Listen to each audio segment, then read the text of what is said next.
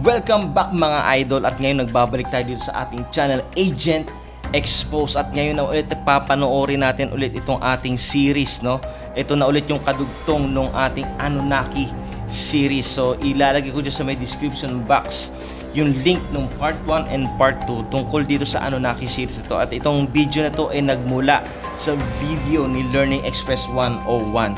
So sa mga taong di pa nakasubscribe kay Learning Express 101, nandyan yung link ng kanyang channel dyan sa may description box sa may baba. At syempre mga tol, huwag nyo rin kalimutan na mag-subscribe again dito sa ating channel Agent Expose.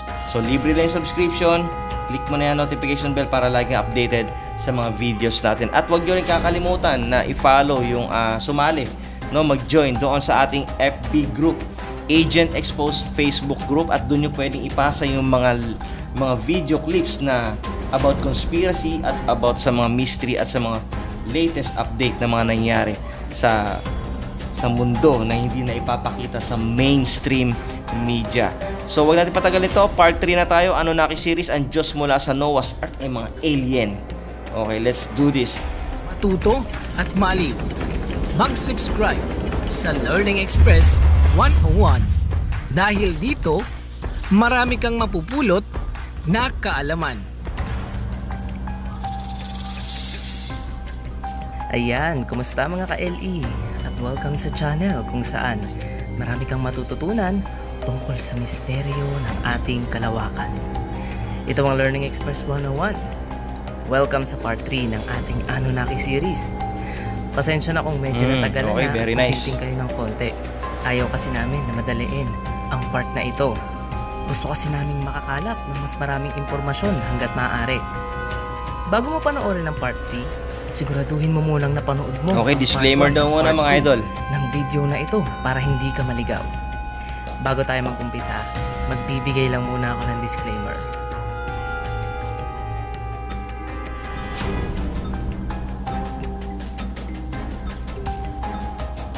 Hindi ko na patatagalin Great pa. Flood. Ito ang part 3 ng ating Anunnaki series.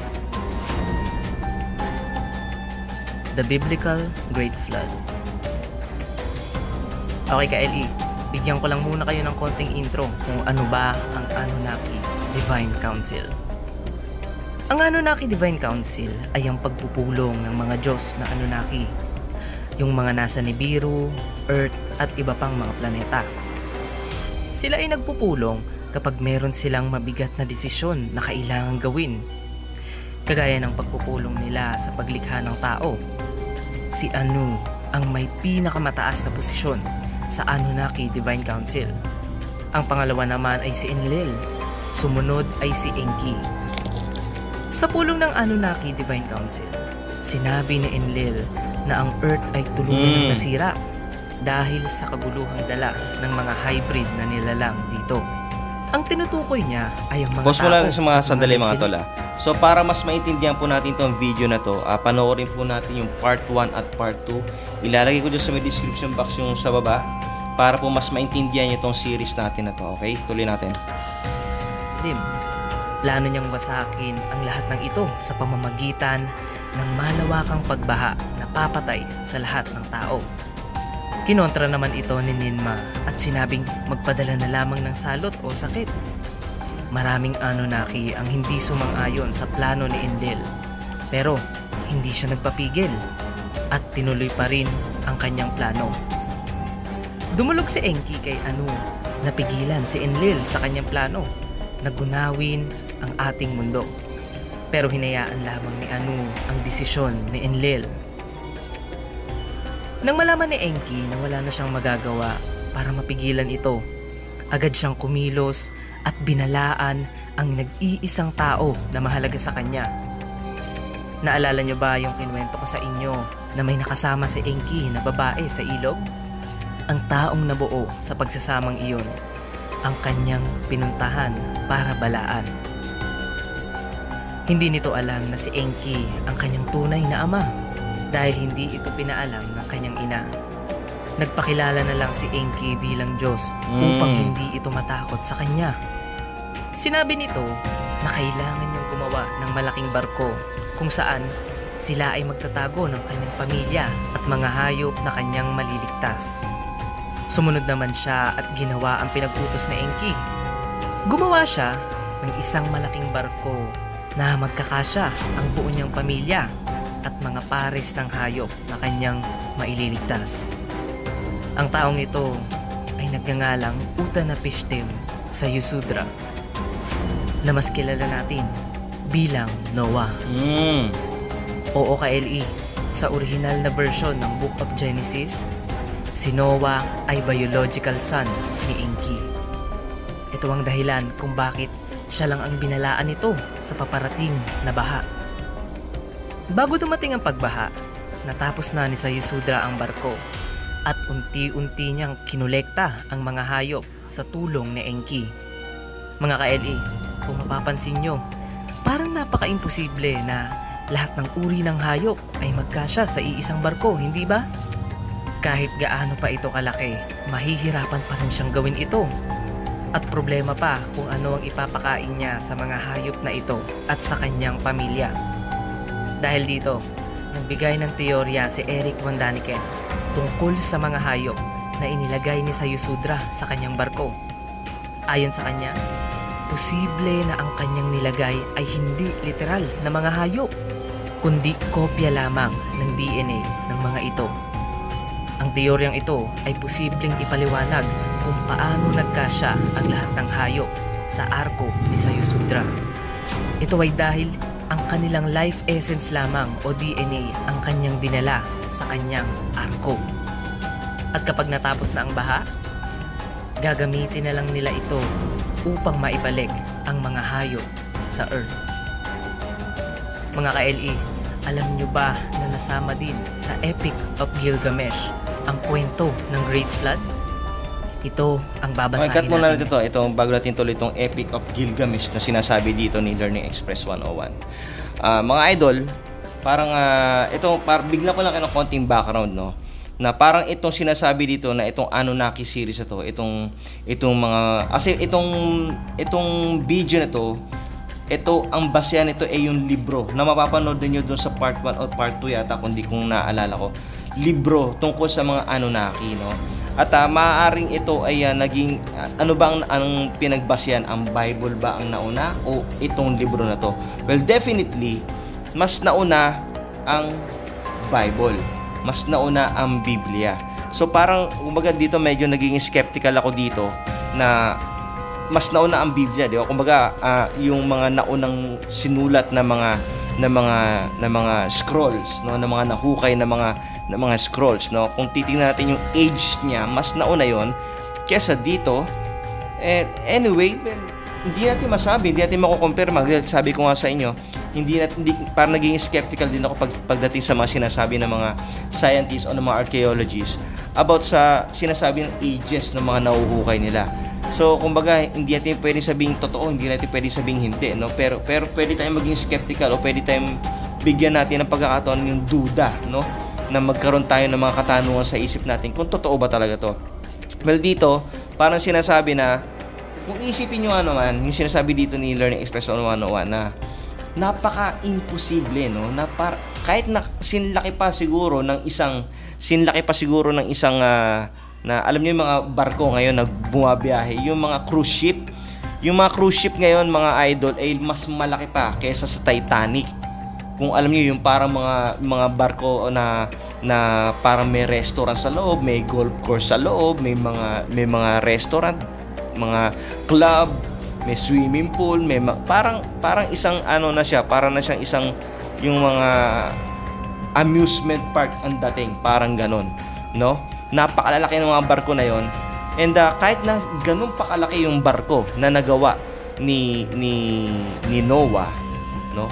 Parang imposible nga naman lahat ng hayop sa buong mundo na magkakapares ay magkasya doon. Kaya nagkaroon ng teorya na baka nga naman yung DNA, kasi susuportahan nyo yung DNA na DNA lang yung dadalhin doon sa barko, dahil sinasabi nga na ang mga Anunnaki ay high-tech na before pa. Sila ay mga alien daw, no? High-tech na. So, yun, binibigyan ko lang kayo ng kaliwanagan kung bakit parang inisip niyo pa, sobrang tagal na ng panahon na yun, pero bakit DNA, no? Parang yung term pa, no, DNA, no? So, kung DNA lang, magkakasya sa barko. Kasi parang siya magiging laboratory, no? Para siyang physical na laboratory na lahat ng genes, ng DNA ng mga hayop sa buong mundo ay nagkasya sa barko. Well, hindi natin masabing totoo yan, pero hindi natin pwede sabing hindi totoo. So, ngayon, nagiging skeptical lang tayo, duda lang tayo, at nagkakaroon tayo ng mga tanong sa isip natin. Kaya yun, no? Kasi pag titingnan mo naman, kasya ba? Meron mong elepante, 2 elepante pa lang. Well, anyway, tuloy natin, no? Yung mga teorya na, maaaring yung panahon na yun, hindi pa ganun karami yung pares ng hayop na ginawa ng Diyos.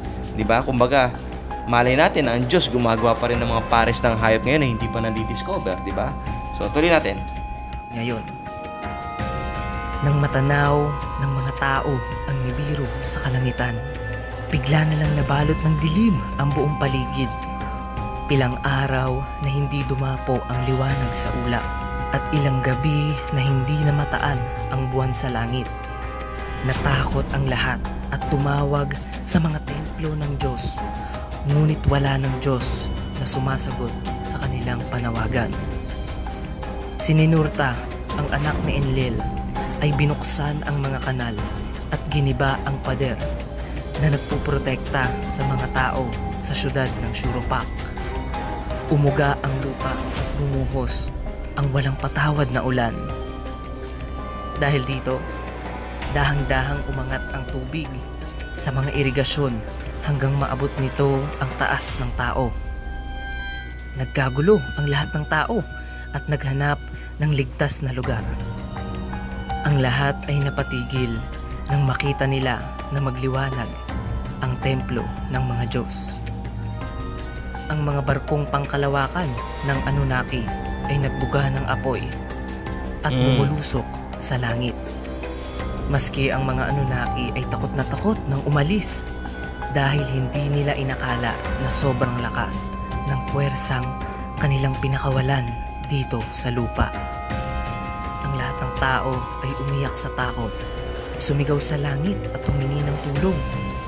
Pero ang kanilang Diyos ay wala na sa mundo. Sila ay umalis na at nagpunta sa kalawakan, habang ang iba naman ay bumalik sa Nibiru. Habang nasa langit, sakay ng kanilang barkong pangkalawakan, naririnig ni Ninma at Enki ang sigaw ng mga tao at ang pagkasira sa Earth. Lumuha si Ninma at nagsisi dahil hindi niya pinigilan si Enlil sa kanyang desisyon. Kasabay ng pag-iyak ng mga tao dito sa lupa ay ang pag-iyak din ng mga Diyos sa langit. Ang lahat ng ito ay nangyari habang si Sayusudra at ang kanyang pamilya ay nanatiling ligtas sa loob ng kanilang arko. Sa loob ng 7 araw, walang tigil ang pagbuhos ng malakas na ulan. Ang baha naman ay nagpatuloy sa pagpatay ng lahat ng nasa lupa. Nang tumigil na ang pag-ulan at kumalma na ang tubig, nagbukas si Sayusudra ng maliit na bintana sa arko. Labis ang kanyang tuwa nang naramdaman niya ang sikat ng araw na dumapo sa kanyang pisngi. Pero kasabay nito ang lungkot dahil alam niya na lahat ng tao ay patay na. Nakita niya na unti-unting bumababa ang tubig. Kasunod nito, ang kanilang arko naman. So halong saya at lungkot yung nangyari dito kay Noah, no? O Sayusudra daw. Ayon dito sa mga expert o yung mga na gumawa ng libro na yon, na Anunnaki series na yon tungkol sa mga Anunnaki. So syempre masaya siya dahil wala na yung tubig. Well, of course, syempre malungkot din siya dahil wala na mga tao. Dahil sila na lang yung tira ng pamilya niya, no? Sila na ulit yung magpapasimula ng bagong generation. Ay bumangga sa Mount Nimush. Dito sila dumaong at nanatili ng 6 na araw. Sa ika-7 araw, nagpalipad siya ng kalapate at sa sumunod naman ay swallow. Kaso, ang 2 ibong ito ay bumalik. Isang tanda na wala pang ibang lupa na pwedeng dapuan. Nang sumunod na mga araw, nagpalipad naman siya ng uwak at hindi na ito bumalik. Dahil dito, nalaman ni matalino rin, Sayusudra no? na bumaba na ang baha sa ibang lugar. Naghanda siya ng pag-aalay upang magpasalamat sa kanyang mga Diyos. Nagsunog siya ng insenso at ang usok nito ay natanaw ng mga Diyos na nasa ibabaw ng ulap. Nagulat ang lahat ng Anunnaki dahil ang akala nila ay wala ng mga tao na natitira para mag-alay sa kanila. Agad nilang pinuntahan ang pinagmumula ng usok ng insenso. Ang unang dumating ay si Ninma. Siya ang pinakaunang surrogate mother nating mga tao. Labis ang saya nito nang makita si Sayusudra dahil dito, nangako siya na hindi niya malilimutan ang napakasayang araw na iyon. Tinawagan niya ang ibang mga Diyos na magpunta kay Sayusudra maliban lang kay Enlil dahil siya ang sinisisi nila kung bakit nagkaroon ng pagbaha. Pero nahanap pa rin sila ni Enlil dahil sa insenso. Nagulat siya nang makita na may isang tao na nakaligtas sa pagbaha. Tinanong niya kung paano ito nangyari at sinabing napaka-imposible na may makaligtas na tao mula sa dilubyo. Tinuro naman ng kanyang anak na si Enki ang nagturo kay Sayusudra tungkol sa baha. Si Enki ay nagalit at sinigawan si Enlil na ang lahat ng ito ay kasalanan niya. Siya ang pinakamataas na Diyos sa mga Anunnaki pero hindi marunong mag-isip at bigla na lamang nagbibitaw ng mabigat na desisyon. Labis ang galit ni Enki noong mga oras na iyon. Tinanong nito si Enlil, "Ngayon, dakilang Enlil, hari ng mga Diyos, anong plano mong gawin sa taong ito?" Lumapit si Enlil kay Sayusudra at pinatawag ang pamilya nito. Lumuhod naman sila sa harapan ni Enlil. Hinawakan nito ang kanilang mga noo at sila ay binasbasan. Binigyan nito ng mahabang buhay ang buong pamilya ni Sayusudra sa pamamagitan ng pagbabago ng kanilang DNA. Pagkatapos nilang mabasbasan, sinabi ni Enlil na kailangan nilang dalhin si Sayusudra sa lugar kung saan nagmumula ang ilog upang dito na manirahan habang buhay. Malayo sa mga tao at Ayun, no, malayo high-tech sa eh. lahat. Sa lugar kung saan hindi na sila basta-basta makikita. Mga ka-LE, kung binuulang sana ni Sayusudra ang paglalarawan sa lugar kung saan sila dinala ni Enlil, posible pa sanang mahanap natin ang lugar na ito ngayon. Ka-LE, nagtataka ka ba kung bakit kailangang ilayo na Enlil si Sayusudra? Ito ang sagot. Kaya dinala ni Enlil si Sayusudra sa isang malayong lugar upang hindi na nila maikalat ang kanilang DNA sa mga taong gagawin ni Enki. Ito kasi ang dahilan kung bakit ginawa ni Enlil ang Great Flood. Dahil nagkaroon ng iba't ibang hybrid na nilalang dito sa lupa. Ang tinutukoy niya dito ay ang mga higante at mga tao. Si Sayusudra kasi ay hindi pangkaraniwang tao dahil siya ay bunga ng pagsasama ng Anunnaki at ng tao. Oo ka-LE, sa orihinal na version ng Great Flood, si Noah ay isang Nephilim. Siya ay isang higante. Ka-LE, gagawa na lang natin ng sariling episode si Noah sa future para matalakay natin lahat ng bagay na dapat nating malaman tungkol sa kanya. Matindi yung account na yon, no, mga idol, no, na si Noah daw, no, ay hindi pangkaraniwang tao, kundi siya daw ay isang Nephilim, no. Pag sinabing Nephilim, no, ito yung lahi daw ng mga hybrid daw, no, na tao. So isa daw sa mga pinag-aaralan nila. Pero kayo mga idol, ano masasabi sa comment na to? Sa comment nyo sa baba, ano masasabi nyo dyan tungkol dito sa sinasabi na isa daw siyang Nephilim, no? Pero kung sa pagkakaintindi ko kasi ang Nephilim ay isa sa mga fallen angel, no? Yan ang isa sa mga na research ko about dito sa Nephilim, no? Ito yung mga fallen angel o yung mga angel, no, na hindi na tinanggap ng Diyos at binato na dito. Pero si Noah, no, ayon sa Biblia naman ay kinasihan ng Diyos dahil siya ay parang naging kumbaga kaaya-aya sa paningin ng Diyos, no? Kaya nga sila yung pinili na mabuhay dahil sila na lang yung nabubuhay na matuwid. Pero dito, medyo parang, kumbaga dito parang nag-contradict na parang Nephilim siya, no?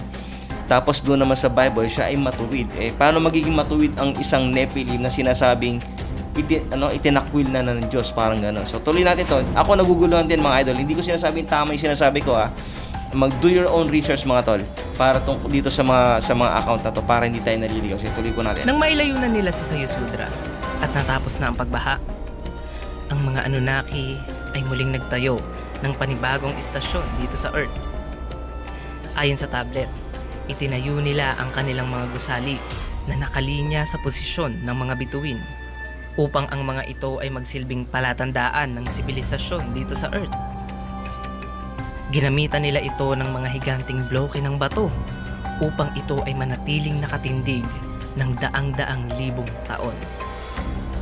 Muli rin silang lumikha ng panibagong tao, pero ibang-iba na sa mga naunang tao bago ang pagbaha. Dahil naging problema nila ang overpopulation noon, ginawa nilang maselan ang pagbubuntis ng mga babae. Mas pinahaba nila ang development ng fetus sa sinapupunan. Ang iba naman ay hindi nila binigyan ng kakayahang magbuntis at makabuntis. At higit sa lahat, ginawa nilang mas maikse ang buhay ng mga tao upang hindi agad-agad madagdagan ang bilang ng mga tao. Ang patunay nito ay makikita sa Sumerian Kings List.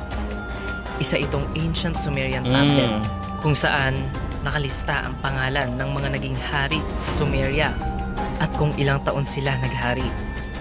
Ang listahang ito ay nahahati sa dalawang grupo, bago ang pagbaha at pagkatapos.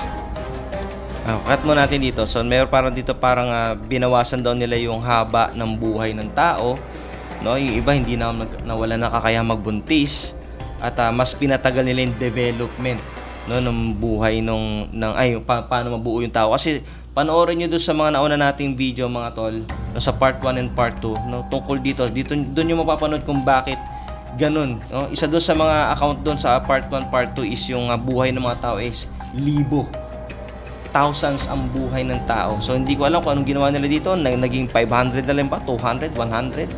No, tuloy natin ng pagbaha, kung saan kapansin-pansin ang haba ng termino ng mga hari bago ang pagbaha, kagaya na lang ni King Joshua na namuno noong First Kish Dynasty. Bago ang Great Flood, ang kanyang termino ay umabot sa 1,200 years. Ang sumunod naman ng mga hari pagkatapos ng pagbaha ay di hamak na napakaigsi na ng termino. Isa pang patunay na mahaba ang buhay Grabe, ng mga tao 43,000 bago ang pagbaha ay makikita sa Genesis 5:23. Sa kabuuan, nabuhay si Enoch ng 365 Genesis 5, ano to? taon. Ang mga bagong tao na kanilang nilikha ay ginawa Haba pa rin. nilang alipin. Pero naging mas magaan na ang pagtatrabaho ng mga ito. Inatasan ng mga Anunnaki ang mga tao na mamuno sa lahat ng nakikita nila sa lupa. Sila ang mga ngasiwa at mag-aalaga sa mga hayop, halaman, isda at lahat ng may buhay sa planetang ito. Patuloy pa rin ang kanilang pagmimina ng ginto hanggang sa maging maayos na ang kanilang planeta. Nakita ng mga tao noon na ang mga gintong kanilang minimina ay dinadala ng mga Anunnaki sa kalangitan. Dito nagsimula ang idea na marami kang makikitang ginto kapag nakarating ka sa langit. Posible din na ito ang dahilan kung bakit hanggang ngayon sobrang mahalaga pa rin ang ginto para sa atin. Nagtalaga ang mga Anunnaki ng magiging hari at ministro. Binigyan nila ng pantay na kapangyarihan ang dalawang posisyong ito dahil ang hari ang mga ngasiwa sa mga tao at ang ministro naman ang mga ngasiwa sa mga templo ng Diyos. Nagtataka ka siguro kung saan nanggaling ang batas na kanilang sinusunod kay El-Ino. Ang mga batas na kanilang sinusunod ay nanggaling sa mga Anunnaki. Isang halimbawa nito ay ang Code of Hammurabi, ang pinakaunang set ng batas sa buong mundo. Si King Hammurabi ay nakatanggap ng instruction mula sa Diyos na nagkanya. Matinding claim nito, pinakaunang set ng batas sa mundo ang Code of Hammurabi, no, batas. Pero familiar tayo sa pinakasikat na batas, no. Ito yung panahon pa ni Moses, no, yung 10 Commandments. Hindi ko alam kung parang ito yon. Hindi natin masabi, kaya pinost ko muna. Pero baka ito, kasi parang pinaghahambing siya, para meron siyang similarities, no, na sinasabi yung Anunnaki, mga alien nga daw. At yung iniisip natin na sila Moses, sila Aaron, sila ay mga alien daw, no. Nanggaling tayo sa mga alien gods, no. Yung iniisip natin Diyos, no, na mga nauna ay hindi daw parang Diyos na iniisip natin, no, yung mga natutunan natin sa movies, sa mga tinuturo sa simbahan. Dito ang tinuturo alien daw. So tuloy natin tong Code of Hammurabi. Ngalang Shamash. Sinabihan siya nito na isulat ang 282 na batas na magbibigay kaayusan Shamash at moral sa lipunan ng tao. Si Anu dami, at Bel 282. ay tinawag ako sa pangalang kong Hammurabi, ang inangat na prinsipe na may takot sa Diyos, upang maiparating ang pamamahala at ang galing, no? Actually, no, paano ito nasa screen niyo, guys. No, basahin natin. Anu and Bel, called by me, Hammurabi, the exalted prince who feared God, to bring about the rule of the righteousness to the land. Ang galing. Actually, dito ako parang skeptical lagi pagdating sa mga ganito, no? Paano nilang tinatranslate tignan niyo yung background, mga tol. So parang yan daw yung nakasulat diyan, para tong guhit-guhit lang ng mga Roman numerals na hindi mo maintindihan. Ano ang naging basihan ng mga archaeologists o mga nakahukay na yan nga yung mismo nakasulat diyan, no? Tuloy. at katuwiran sa lupain, upang wakasan ang masasama, upang ang malalakas ay hindi makapanakit ng may hina. Kaya dapat kong pamunuan ang mga tao tulad ni Shamash, at bigyang liwanag ang lupain, upang mapaunlad ang kagalingan ng sangkatauhan. Ang makapangyarihang panulat na ito ay isang patunay na may interaction ang mga... Speaking of the word interaction ng mga tao sa Diyos noon, no? Kasi ngayon parang 'di ba, tayo naniniwala tayo ngayon, no? By faith tayo, although hindi natin nakikita ang Diyos, ay naniniwala tayo na merong Diyos. Pero doon kung babasahin yung mga Old Testament, no, naririnig ni Adan, tsaka ni Eva yung physical, no, yung talagang salita ng Diyos. Ngayon kasi pag sinabi mo naririnig mo ang salita ng Diyos, ngayon kapag sinabi mo naririnig mo ang salita ng Diyos, parang kumbaga nangusap ang Diyos sa panaginip, nangusap ang Diyos sa iyo sa pagbabasa mo ng Biblia. Pero before, naririnig talaga yung salita ng Diyos. So parang ganito yung sinasabi dito. Yun nga lang, ang pagkakaiba ay yung Diyos daw ay alien. Tuloy Diyos natin. sa tao noon. Tinuruan din nila ang mga tao na sumulat at bumilang. Ang mga sinulat nilang clay tablets ay nakikita na natin sa mga museum natin ngayon. Nang tuluyan ng umalis ang mga Anunnaki, pinamana nila ang sibilisasyon na kanilang binuo sa mga tao. Sobrang advanced na ng mga syudad na ito ng kanilang ibigay. Kumpleto na ito sa pagkakaroon ng kanal, irigasyon, sakahan, proteksyong pader, templo, mga tarangkahan at mga daanan. Ito marahil ang dahilan kung bakit walang mahanap ang mga archaeologists na stages of human civilization sa Sumeria. Alam nyo kasi mga ka-LE, ang sibilisasyon ng mga tao ay hindi bigla ang umuusbong sa isang lugar. Of course, may ito development. sa tinatawag na development, kung saan unti-unting nadidevelop at lumalago ang kanilang kultura, way of life, kaalaman, paniniwala at politika. Ang mga Anunnaki siguro ang dahilan kung bakit hindi dumaan ang mga Sumerians sa stages at development na iyon. Sa katunayan, ang topic na ito sila, no? ay isa pa ring malaking misteryo hanggang ngayon. Naalala ko nga nung high school pa ako, ang bilis lang namin talakayin ang topic na ito. Ang sabi sa libro namin ay Sumerians daw ang pinakaunang sibilisasyon. Pero I agree dun sa sinasabi dito ni Learning Express 101. No? Kahit ako, nung naalala ko nung high school, napakahapyaw lang talaga, as in halos parang na-chismis na sa classroom yung kwento tungkol sa Sumerians, yung kwento sa Mesopotamia, yung tungkol dito sa mga bagay na to. Halos dinaanan lang talaga, no? Kumbaga, walang masyadong details na ibinigay. Tuloy natin. Napakaunti lang ng impormasyon tungkol sa kanila. Hindi ba mahalaga sa atin ang kasaysayan nating mga tao? Sa mga tablet na ito, nakasulat ang mga nasaksihan nila noong mga panahong iyon. Napaka-interesting nito dahil sila ang pinakaunang mga tao sa buong mundo. Posibleng sa kanila din natin mahanap ang sagot sa ating pinagmulan. Ang Sumerian version ng human creation ay ang pinakaunang creation story sa buong mundo. Kaya hindi natin pwedeng sabihin na ginaya lang nila ito sa ibang tradisyon dahil ito mismo ang nasaksihan nila at ang tinuro ng kanilang Diyos mula sa ibang planeta. KLE, nagtataka ka ba kung saan nanggaling ang mga clay tablet na ito? Kung paano ito na-discover at ang pinakamahalaga sa lahat. Oo, yun na nga, paano na-translate? Ito na-translate. Yun naman ang aalamin natin ngayon. Ayun mga tol, so dito natin tatapusin itong video. Tapos na pala, no? Ayun, so yun tinatanong ko kanina, no, na nagiging skeptical ako pagdating dun sa mga kung mapagkakatiwalaan ba ang mga archaeologists pagdating dun sa mga nahuhukay na paano na tinatranslate yung mga encryption na yan, mga naka-encrypt dyan sa mga bato na yan, no? So ayun, samahan nyo kami sa susunod na mga video mga tol, at siguro abangan ninyo yung part 4 nitong ating Anunnaki series. So abangan nyo yan, at gusto ko malaman yung mga komento nyo dyan. So ilagay nyo lang sa may description box, sa comment section yung inyong mga comments. Syempre ako nalilito na, no? Ako nababaliw na dito sa mga nalalaman natin tungkol sa alien na to. At ano masabi nyo? Totoo ba? Ang mga Diyos ba ay ang mga alien?